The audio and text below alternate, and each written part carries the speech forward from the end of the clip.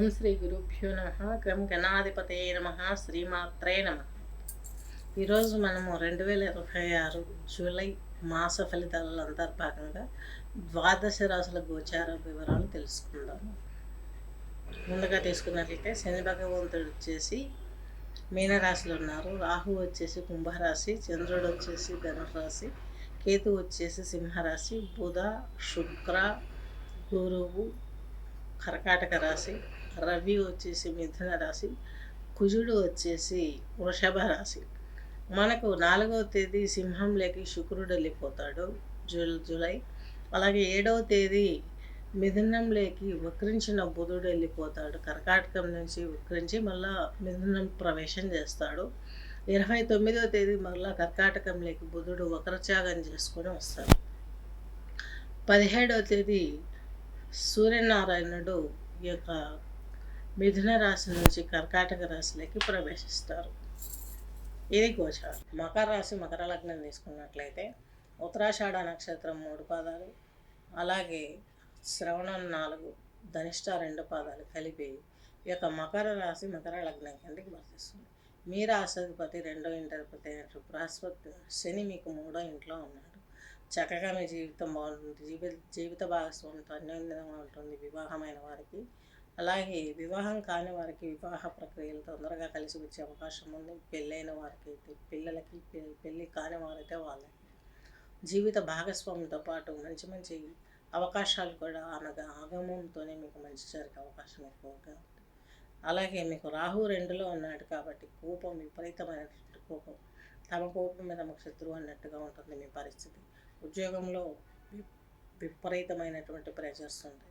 ఇవన్నీ కూడా చూసుకోవాల్సిన అవసరం. సాఫ్ట్వేర్ ఆల్రెడీ మొత్తం బయటకు వచ్చేసింది. నూతన టెక్నాలజీ అనే ఏఐ వచ్చేసింది. అలాగే అత్తారింటికి వెళ్ళిపోయింది.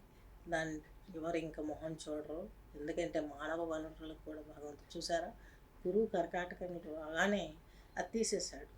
అంతవరకు దాని మీద చాలా భయాలు, సాఫ్ట్వేర్ వాళ్ళను ఎంతోమందిని తీసివేయడం జరిగింది. దానికి కొంత ఊరట జరిగింది. అదే గురువు.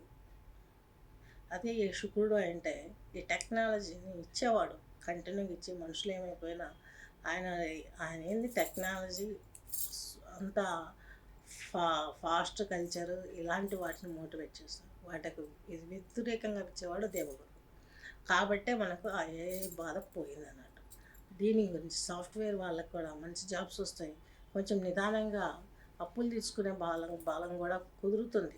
ఎందుకంటే మీకు అష్టమాధిపతి అయినటువంటి రవి వచ్చేసి మీకు 17వ తేదీన 17 వరకు కూడాను మిథునంలో ఉంటాడు. అంటే మీకు 6వ ఇంట్లో బాగుంటాడు. తర్వాత ఆయన సప్తమంలోకి వస్తాడు. అయినా పర్వాలేదు, గురువుతో కలిసి ఉంటారు. గురువు వచ్చేసి మీకు తృతీయాధిపతి, వ్యయాధిపతి. ఈయన మీకు సప్తమంలో ఉండడం కొంచెం గొడవలు ఏర్పడే అవకాశం ఉంటుంది. సిబ్లింగ్స్తో గొడవలు ఏర్పడతారు. నైబర్స్తో కొంచెం కర్కటంగా ఉండాల్సి వస్తుంది. ఆధ్యాత్మిక భావాలకు దూరం అవుతారు. తిండి తిప్పలు వలిసి కొంచెం పనులు ఎక్కువ జరిగే అవకాశం ఉంటుంది. ఎక్కువ పని ఒత్తిడి పెరుగుతుంది. సంతానం విషయంలో కొంత ఇబ్బంది కలుగుతుంది. వారిని చూసుకోవటానికి మీకు టైం సరిపోదు.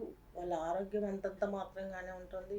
మీరు ఇంట్లో ఫేస్ చేసే ప్రాబ్లమ్స్ అలాగే ఉంటాయి. దయచేసి షేర్ మార్కెట్లో మాత్రం ఇప్పుడు ఇన్వెస్ట్ చేయకండి. వడ్డీ వ్యాపారం మానేయండి. భూములు ఏమన్నా కొనేది ఉంటే, డబ్బు ఉంటే భూముల రూపంలో తీసి పెట్టుకోవడం ఎంతో శ్రేయస్కరం.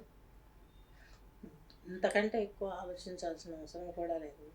మీరు చేయవలసినంత కూడాను అమ్మవారి ఆరాధన చేసుకోండి. లక్ష్మీ అమ్మవారిని మీరు చక్కగా లక్ష్మీ అష్టకం చదువుకున్నా, అలాగే అష్టోత్తరం చేసుకున్నా మీకు చాలా వరకు పనిచేస్తుంది. సుఖంలో మోక్షం అన్నట్లు లక్ష్మీదేవికి పరమాన్నం ఉండి పౌర్ణమి రోజు సంధ్యావేళ 7 గంటలప్పుడు బయట తులసి కోట దగ్గర పెట్టేసి ఈ యొక్క లక్ష్మీదేవి అష్టోత్తరం చదివి ఆ పాయసం, కొబ్బరికాయలను నివేదించి 8 లోపు ఈ పూజ ముగించుకున్నట్లయితే, సువాసన పువ్వులతో అమ్మవారిని ఆరాధించి చేసినట్లయితే మీకున్న సకల దోషాలు నివృత్తి అవుతాయని శుభ.